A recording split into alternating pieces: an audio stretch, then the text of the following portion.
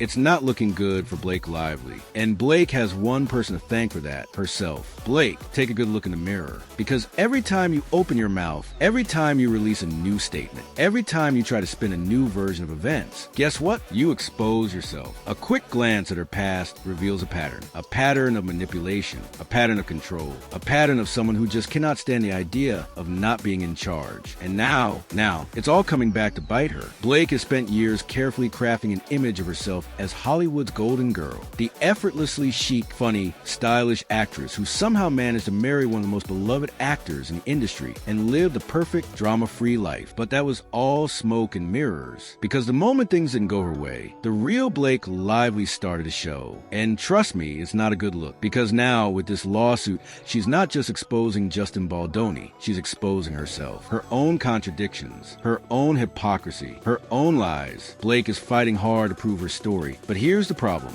No one is buying it. In her original lawsuit, she painted Justin Baldoni as this manipulative, overbearing director who made her uncomfortable on set. But then, when actual receipts started coming out, it told a very different story. Like when she claimed there was no intimacy coordinator on set, implying that Justin was personally handling intimate scenes inappropriately. The truth? She refused to meet with the intimacy coordinator. Or when she accused him of making inappropriate comments about her scent, when in reality, she was the one who brought up her spray tan and practically fished for a compliment. And let's not forget that she's now trying to use her co-stars as supporting witnesses, suggesting they also had issues with Justin. But here's the thing, one of them, Isabella Ferrer, literally sent Justin texts praising him, calling him a great director, and saying she felt safe working with him. And now, suddenly, she's being positioned as a witness against him? Make it make sense. Because what this really looks like isn't a woman seeking justice. It's a woman desperately trying to rewrite the narrative after realizing she lost control. And guess what? People are seeing through it. The general public, they don't like being lied to. And they especially don't like being manipulated. Blake's carefully curated image is cracking, and it's having real-world consequences. Her beauty brand, Blake Brown Beauty, reports say sales have dropped by a massive 78%. Why? Because people don't want to support someone they don't trust. Her career, hanging by a thread. And let's talk about her husband, Ryan Reynolds. Because while Blake is out here trying to convince the world she's a victim, Ryan is making jokes about it. Yeah, that awkward moment at the SNL 50th anniversary special, where Ryan changed his planned joke at the last second to reference a lawsuit, that didn't sit right with a lot of people. Because if your wife is supposedly dealing with extreme emotional distress, why are you turning it into a punchline? And the kicker? Blake claims this lawsuit has deeply affected her family, that her kids have suffered because of it. But then why are she and Ryan out here acting like it's all a joke? If the situation was really as serious as she's making it seem, shouldn't her own husband be a little, I don't know, more supportive? Or maybe, just maybe, even he doesn't believe the story she's selling. But let's talk about the most embarrassing part of all of this. Because Blake claims she was made uncomfortable by Justin Baldoni, right? She claims he was crossing boundaries. She claims he was acting inappropriately toward her. So why is there proof that she was sending him flirty texts? Yeah, you heard that right. In a message from April 2023, Blake texted Justin saying, "If you knew me in person longer, you'd have a sense of how flirty and yummy the ball busting would play. It's my love language,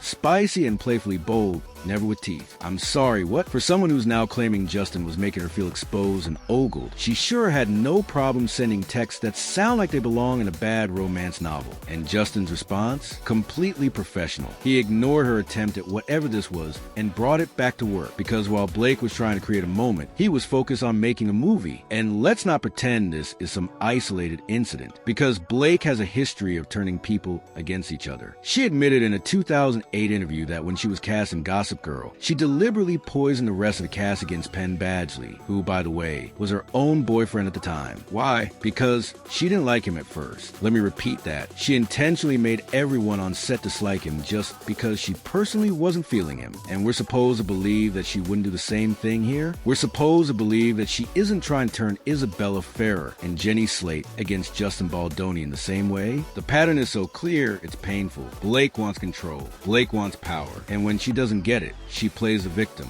So where does this all go from here? Well, the lawsuit isn't going away. A judge has scheduled the trial for March 2026, which means this mess is going to be hanging over Blake's head for another 2 years. And based on what's already come out, it's not looking good for her. Because here's the thing. When someone really has a case, when someone really has been wronged, they don't need to lie to make their case stronger. They don't need to twist the truth to make themselves look better. They don't need to flirt with the person they're accusing and then turn around and say they were uncomfortable. They don't need to convince others to side with them when there's already real, undeniable proof. Blake Lively thought she could get away with this. She thought she could manipulate the public the way she allegedly manipulated her castmates. She thought she could take over this movie and make it her own. But what she didn't expect is that the receipts would come out. And now, all she can do is watch as her carefully built empire crumbles. Because you can rewrite a script, you can rewrite a contract, and you can rewrite a press statement. But you can't rewrite the truth. And in this case, the truth is not on Blake's side. Is Blake Lively truly a victim in all this? Or has she been caught in her own web of lies? Leave a comment, let's discuss, and of course, make sure to like and subscribe so you don't miss any updates on this scandal. Because trust me, this story is far from over.